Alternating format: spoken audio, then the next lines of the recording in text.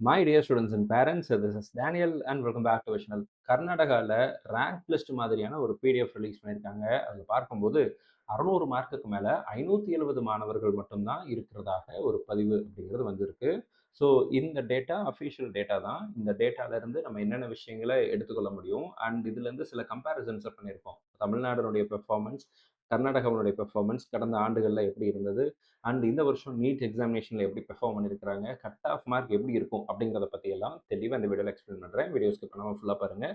Because இந்த video டெஃபினட்டாக உங்களுக்கு யூஸ்ஃபுல்லாக இருக்கும். அண்ட் இந்த வீடியோ பிடிச்சிருந்துச்சுன்னா வீடியோ லைக் பண்ணிவிட்டு உங்களுடைய நண்பர்கள் உறவினர்கள் இருந்தாங்கன்னா அவங்களுக்கும் நீங்கள் மறக்காமல் ஷேர் பண்ணிவிடுங்க. ஃபர்ஸ்ட் திங் நம்ம பார்க்க போகிறது என்னன்னு சொல்லி கேட்டிங்கன்னா, நம்ம கர்நாடகாவினுடைய அஃபிஷியல் வெப்சைட்டில் நம்ம இருக்கிறோம். இந்த இடத்துல பார்த்தீங்கன்னா யூஜி நீட் என்ரோல்மெண்ட் லிங்க்கு இது வந்து 30ஆம் தேதியோட க்ளோஸ் ஆகிருக்கும். And list of candidates who have claimed Karnataka state in their UG NEET, இந்த பிடிஎஃப்ல தான் அந்த டேட்டாங்கிறது வந்திருக்கு. ஸோ இப்போ கர்நாடகாவை நீட் எக்ஸாம் எழுதும்போது நேட்டிவ் ஸ்டேட்டாக போட்ட மாணவர்கள் எலிஜிபிள் ஸ்டேட்னு வரும் இல்லைங்களா, உங்கள் ஸ்கோர் கார்டிலே போட்டிருக்கோம். நீங்கள் தமிழ்நாட்டில் எக்ஸாமினேஷன் எழுதுறீங்க அப்படின்னா தமிழ்நாடு உங்களுடைய ஸ்டேட் ஆஃப் எலிஜிபிலிட்டியாக காமிச்சிருப்பாங்க. அதே மாதிரி கர்நாடகாவில் நீட் எக்ஸாமினேஷனை நேட்டிவாக கொண்டு வந்திருந்த மாணவர்களை பற்றின லிஸ்ட் அப்படிங்கிறது இருக்குது. இந்த இடத்துல இது ரேங்க் லிஸ்ட் கிடையாது. இது வந்து இட் இஸ் ஜஸ்ட் ஒரு list of candidates who have the native of Karnataka as per NEET score கார்டின் அடிப்படையில். இதில் அவங்களுடைய நீட் ரோல் நம்பர் இருக்குது, ஆல் இண்டியா ரேங்க் இருக்குது, அண்ட் அவங்களுடைய நீட்டினுடைய விஷயங்கள், நீட் ஸ்கோர் எவ்வளோ, அண்ட் அவங்க எந்த ஸ்டேட் அப்படிங்கிறதெல்லாம் இங்கே போட்டிருக்காங்க. இதே மாதிரி ஒரு டேட்டா வந்து நேஷனல் டெஸ்டிங் ஏஜென்சி எல்லா ஸ்டேட்டுக்கும் கொடுத்துருப்பாங்க. மேபி இதே மாதிரி தமிழ்நாடு ரிலீஸ் பண்ணாங்கன்னா அது இன்னும் கொஞ்சம் ஒரு யூஸ்ஃபுல்லான விஷயமா இருக்கும். இந்த டேட்டா வச்சு தான் நம்ம பார்க்க போகிறோம். ஸோ இந்த டேட்டாவில் என்னென்ன விஷயங்கள் இருக்குது அப்படின்னு சொல்லி கேட்டிங்க அப்படின்னா, இப்போ நம்ம பார்க்குறது வந்து அந்த 570 ப்ளஸ் எவ்வளோ மாணவர்கள் இருக்காங்க, அதாவது 600 ப்ளஸ் எவ்வளோ பேர் இருக்காங்க அப்படிங்கிறத வரிசையாக பார்த்தலாம். அதை பார்க்குறதுக்கு முன்னாடி தமிழ்நாடு, கர்நாடகா இந்த ரெண்டுக்குள்ள ரிலேஷன்ஷிப், இந்த ரெண்டு எப்படி நம்ம கம்பைன் பண்ணியிருக்கிறோம் அப்படிங்கிறத நான் இந்த இடத்துல உங்களுக்கு காமிச்சிடுறேன். ஸோ ஃபர்ஸ்ட் திங் பார்த்தீங்க அப்படின்னா, கர்நாடகாவை பொறுத்த வரைக்கும் தமிழ்நாடு பொறுத்த வரைக்கும் இந்த வருஷம் நீட் எக்ஸாமினேஷனை 1,42,494 மாணவர்கள் அப்பியர் பண்ணாங்க, அதாவது ரிஜிஸ்டர் பண்ணாங்க. எவ்வளோ பேர் எக்ஸாமினேஷன் எழுதுனாங்கன்னா 1,86,000 1,08,601 ஸ்டூடெண்ட்ஸ் தான் வந்து எழுதினாங்க. கிட்டத்தட்ட 1,08,000 பேர். இப்போ இதில் குவாலிஃபைங் எவ்வளோ பேர்னு சொல்லி கேட்டிங்கன்னா 61,306 பேர், 61,306 தான் குவாலிஃபை ஆகிருக்காங்க. பாஸ் பர்சன்டேஜை பொறுத்த வரைக்கும் 56.45% அப்படிங்கிறது இருக்கு.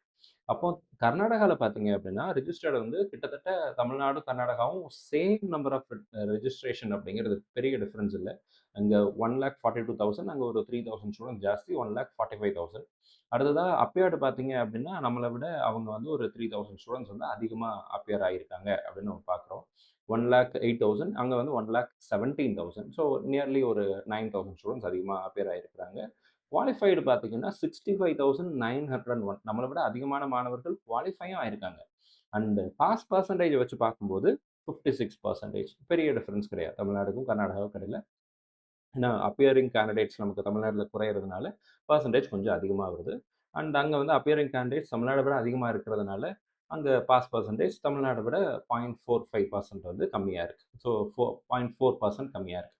56% அப்படிங்கிறது கர்நாடகாவுடைய பாஸ் பர்சன்டேஜாக இருக்குது. இப்போ எவ்வளோ மாணவர்கள் 600க்கு மேலே எடுத்திருக்காங்க அப்படிங்கிறத பார்க்கறதுக்கு முன்னாடி தமிழ்நாட்டில் கர்நாடகாவில் கவர்மெண்ட் காலேஜஸ் மொத்தமாக 24 காலேஜஸ் இருக்குது. இந்த 24ல் 4,400 எம்பிபிஎஸ் சீட்ஸ் அப்படிங்கிறது இருக்குது. பிரைவேட் மெடிக்கல் காலேஜஸ் பொறுத்தவரைக்கும் 51 காலேஜஸ் இருக்கு. இதுல டீம்ட் எல்லாமே சேர்ந்து வரும்.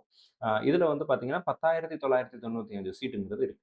இப்போ 700 மார்க்ல கர்நாடகா நேட்டிவா வைத்து எழுதின மாணவர்கள் ஒரே ஒருத்தர் இருக்கிறார். ஸோ இப்போ நீங்க கர்நாடகாவுக்கு மேனேஜ்மெண்ட் கோட்டாக்கு அப்ளை பண்ணியிருப்பீங்க. அங்க உள்ள பிரைவேட் காலேஜஸ் மேனேஜ்மெண்ட் கோட்டாக்கு வேற வேற ஸ்டேட்லேருந்து அப்ளை பண்ணியிருப்பாங்க. அந்த லிஸ்ட் எல்லாம் இதுல வரவே இல்ல. அதெல்லாம் இன்க்ளூட் ஆகல. அது இல்லாம நீட் எக்ஸாம் எழுதினதுல வந்த மாணவர்கள், கர்நாடகா ஸ்டேட்டாக இருந்த மாணவர்கள் மட்டும் தான் இங்க லிஸ்ட்ல வருது. 680 பிளஸ் வந்து பார்த்தீங்கன்னா 19 மாணவர்கள் வராங்க. அடுத்ததா 650 பிளஸ்ல பார்த்தீங்க அப்படின்னா 99 கேண்டிடேட்ஸ் அப்படிங்கிறவங்க இருக்காங்க.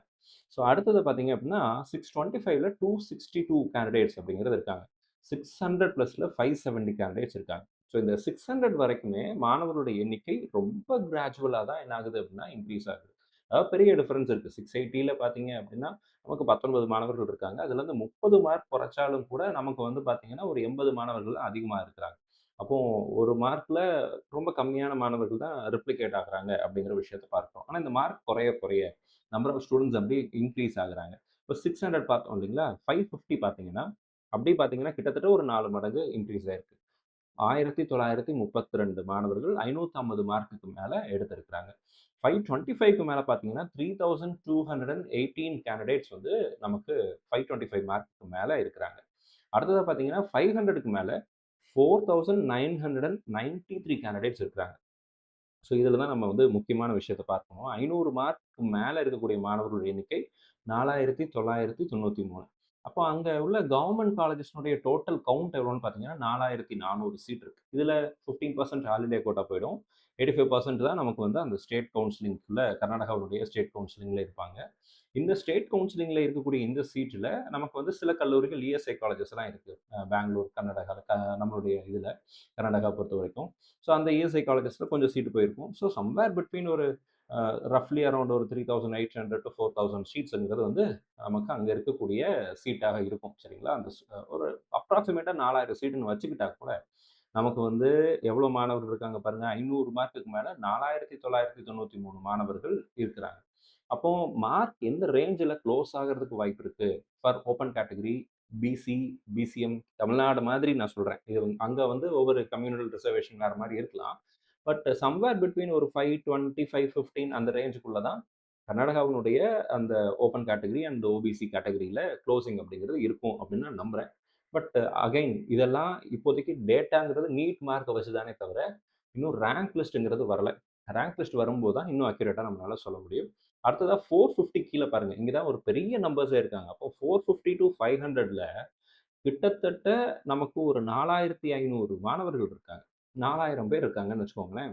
இல்ல 5000 பேர் இருக்கிறாங்க ஆக்சுவலா. 9921 மாணவர்கள் இருக்கிறாங்க. 450 மார்க்குக்கு மேல. 500 மார்க்குக்கு மேல மொத்தமாவே பார்த்தீங்கன்னா, 500 டூ 720 700 தான் ஃபர்ஸ்ட் மார்க்கே கர்நாடகால. 500 டூ 700 பார்த்தீங்கன்னா 4993 வேறஸ் 450 டூ 500 அந்த 50 மார்க் கேப்ல மட்டும் கிட்டத்தட்ட 5000 பேர் இருக்கிறாங்க. இப்போ 9921 மாணவர்கள் 450 மார்க் மேல இருக்கிறாங்க.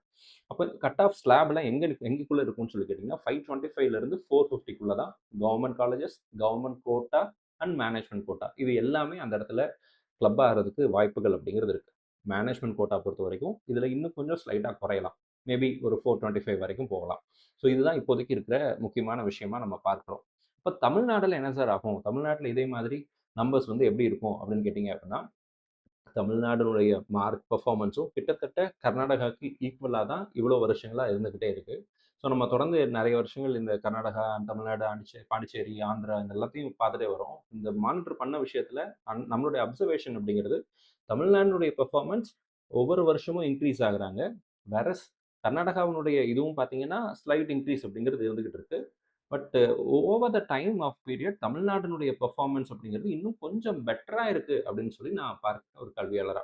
அப்போ இந்த வருஷத்துல தமிழ்நாட்டினுடைய ரேங்க் லிஸ்ட் அப்படிங்கிறது தான் ஒரு முக்கியமான விஷயம். அத தான் நம்ம எல்லாரும் எதிர்பார்த்துட்டு இருக்கிறோம். கூடிய விரைவில தமிழ்நாட்டினுடைய ரேங்க் லிஸ்ட் அப்படிங்கிறது வரும். அந்த ரேங்க் லிஸ்ட்ல இதே மாதிரி நம்பர் ஆஃப் கேண்டிடேட்ஸ் எவ்வளோ பேர் இருக்காங்க அப்படிங்கிறத வச்சுட்டு, கட் ஆஃப் மார்க் எப்படி இருக்கும் அப்படிங்கிறத நம்ம வந்து தெளிவா சொல்ல முடியும். இப்போதைக்கு இந்த கர்நாடகாவினுடைய ரேங்க் லிஸ்ட் வந்ததுக்கு அப்புறமும் கூட நம்ம இதுக்கு முன்னாடி எக்ஸ்பெக்டட் கட் ஆஃப் மார்க்ன்னு ஒரு நீட் ரிசல்ட் வந்ததுக்கப்புறம் ஒரு வீடியோ போட்டோம் இல்லைங்களா? அந்த மார்க் ரேஞ்சில தான் வருங்கிற ஒரு எதிர்பார்ப்புல தான் நானும் இருக்கிறேன். அதுல எந்த விதமான மாற்றங்களும் வருவதற்கு வாய்ப்புகள் இல்லன்னு எனக்கு தோணுது. பட் அகைன் தமிழ்நாடு ரேங்க் வந்ததுக்கப்புறம் எக்ஸாக்ட்டா எவ்வளோ மார்க் இருக்கு அப்படிங்கிறத நம்ம வந்து பார்க்கலாம். அந்த டைம்ல நான் உங்களுக்கு அடுத்த ஒரு வீடியோல அத பத்தின ஒரு தெளிவான அப்டேட் அப்படிங்கிறது குடுக்குறேன். இந்த வீடியோ உங்களுக்கு பிடிச்சிருக்கும்னு நெனைக்கிறேன். ஒரு கிளாரிட்டி குடுத்திருக்கும்னு நெனைக்கிறேன். ஏதாவது கேள்விகளோ, சந்தேகங்களோ இருந்துச்சு அப்படின்னா மறக்காம கமெண்ட் செக்ஷன்ல போடுங்க.